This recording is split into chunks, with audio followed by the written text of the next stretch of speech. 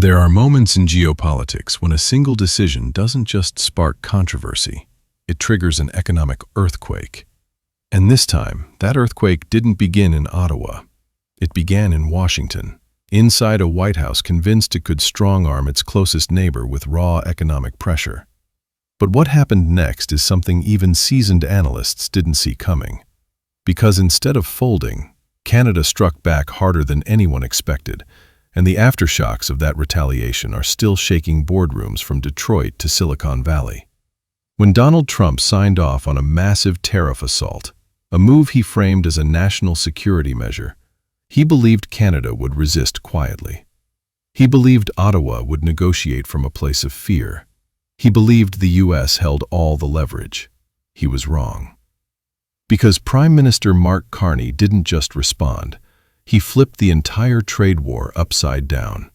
He unlocked a $22 billion shift in EV metals, rebuilt public support at home, united unlikely political alliances, and accelerated a clean industry transformation that Washington never saw coming.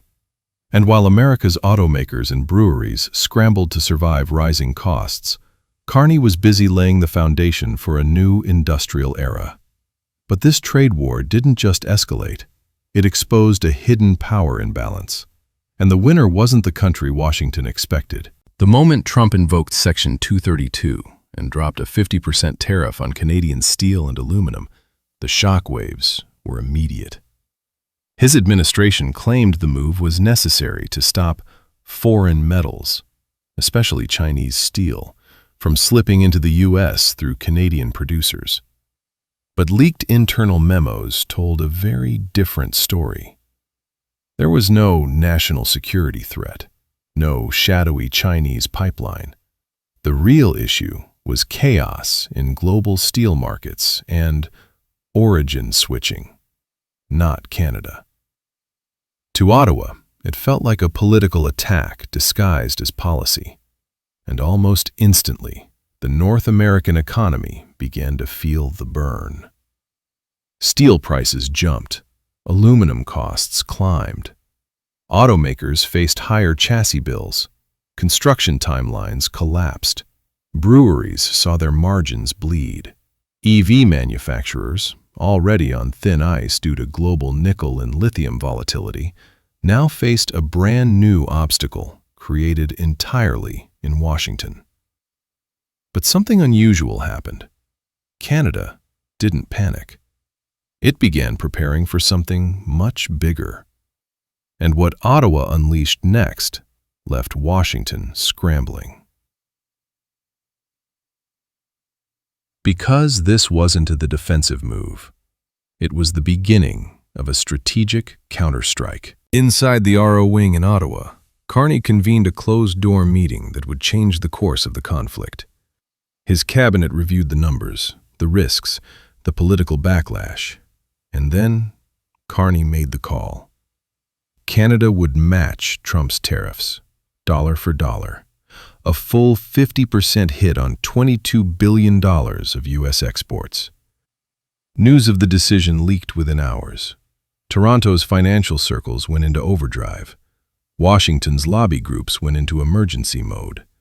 Everyone understood instantly. Canada wasn't playing symbolic games anymore. It was punching at full force. And here's the twist. Instead of dividing the country, the move united it. Labor unions, steelworkers, aluminum groups, beverage companies, and even opposition parties rallied behind the government. Carney didn't just retaliate. He created a national front. This wasn't reaction anymore. This was strategy. Transition. But the tariff wasn't phase 2. The real shock was what Carney ordered next. Carney had no intention of fighting this war with emotion. He wanted data, chemistry, hard science. Within 48 hours, Canada began a national audit of metallurgical supply chains. Analysts pulled furnace chemistry reports. They studied carbon isotope signatures. They compared emission profiles and environmental scores between Canadian and American producers. And the results were explosive. Instead of looking like a security threat, Canada suddenly looked like the cleaner, greener, more efficient metal producer. The U.S. justification for the tariffs began to crumble. Then came the modeling. A 50% counter-tariff on U.S. steel. It meant American trucks and SUVs could become $850 more expensive, hitting Detroit directly in the wallet. Ontarians rallied behind the government. 7 out of 10 approved the counter-tariff, a political landslide. Canada wasn't the victim anymore. It was the aggressor building a moral and scientific case for its stance. Transition. But Carney didn't want to just win an argument. He wanted to rebuild the country. This is where Canada's strategy transformed from retaliation to reinvention. Carney launched the Green Steel Accord, injecting nearly $5 billion into modernizing Canada's metal industry. This wasn't a subsidy. It was a blueprint for the next 30 years. Hamilton would switch to electric arc furnaces. Sault Ste. Marie would adopt hydrogen-based steel. Quebec would embrace inert anode aluminum, nearly zero emissions. Suddenly, Canada wasn't just making metal, it was making future-proof metal. And there was another hidden advantage. Under the U.S. Inflation Reduction Act, automakers must use cleaner inputs to qualify for EV tax credits. Guess which country now produced the cleanest steel in North America? Detroit realized it was trapped. The more Washington attacked Canada, the more U.S. supply chains relied on the very country under fire. And while Canada built the future, U.S. industries were drowning in the present. Ford and GM ran the numbers, and the outlook was ugly. Tariffs could cost them $45 million per model cycle. Margins shrank by hundreds of dollars per vehicle. Battery lines faced delays because Canadian aluminum was entangled in tariff drama. Breweries took their own beating. A simple 5-cent increase in aluminum can prices was deadly for small craft brands already operating on razor-thin margins. Behind closed doors, Tesla and SpaceX started lobbying Washington.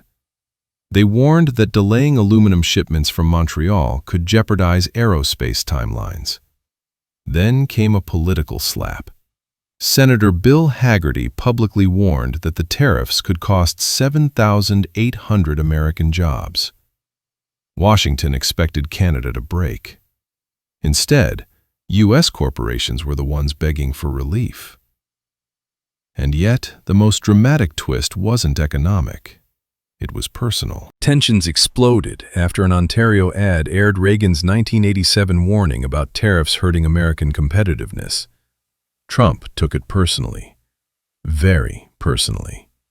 According to reports, he viewed it as a direct attack. Talks collapsed. Trump floated an additional 10% tariff, while his administration maintained 35% tariffs on most Canadian goods, 50% on metals, and 25% on autos. Reporters asked Carney if he spoke to Trump recently. Carney's response? When the timing makes sense. The details don't matter. To Trump, that was disrespect. To Canadians, it was strength. Canada became the only G7 country without a current U.S. trade agreement. But Carney didn't blink. He had other partners ready to step in. And those new partners would change the entire balance of power. Instead of chasing Washington, Carney opened new corridors. India, despite past tensions, re-entered trade talks with Canada. Modi and Carney stood together announcing progress no one expected months earlier. Then came the UAE. A critical mineral partnership was quietly locked in, a deal strengthening both EV supply chains and geopolitical ties. These minerals are the lifeblood of battery production, and Canada had just secured a long-term ally with deep financial power. While the U.S. was busy escalating tariffs, Canada was building the next decade of global trade routes.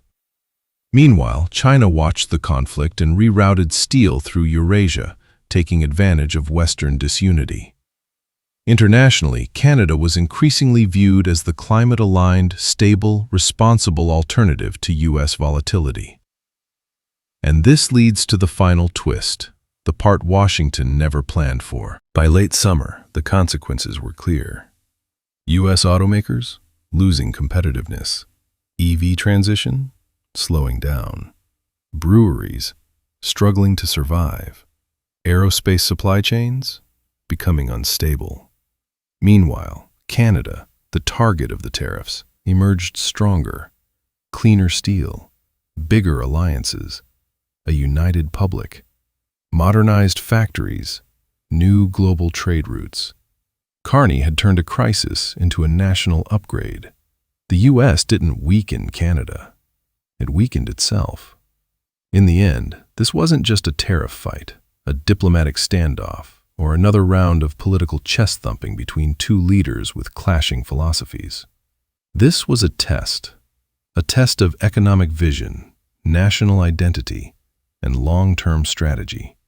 And for the first time in a long time, the world saw Canada refuse to play by Washington's script. What Trump believed would be a simple pressure tactic turned into a high-stakes confrontation that exposed something deeper about both countries. Because while the U.S. leaned on old tools, tariffs, threats, pressure, Canada leaned on something else entirely: modernization, clean manufacturing, and global partnerships. It didn't just retaliate, it rebuilt. It didn't just defend, it reinvented. And as the dust settles, the irony is impossible to ignore. The tariffs designed to weaken Canada ended up weakening the United States from within, pushing its automakers, breweries, aerospace programs, and EV ambitions into turmoil. Meanwhile, Canada emerged from the chaos with new alliances, new technology, and a unified national front. The country that was supposed to bend became the country that evolved. And now, North America stands at a crossroads. The region can choose cooperation, real cooperation, built on clean industry, transparent supply chains, and shared progress. Or it can fall deeper into rivalry, where short-term politics crush long-term opportunity. So the real question isn't about steel, aluminum, or even EVs. The real question is this: did this trade war mark the moment Canada truly stepped into its new role as a global industrial leader? Or did it reveal how fragile the old North American order has become? Either way, one thing is clear. The next moves made in Washington and Ottawa won't just shape two countries. They'll shape the future of an entire continent.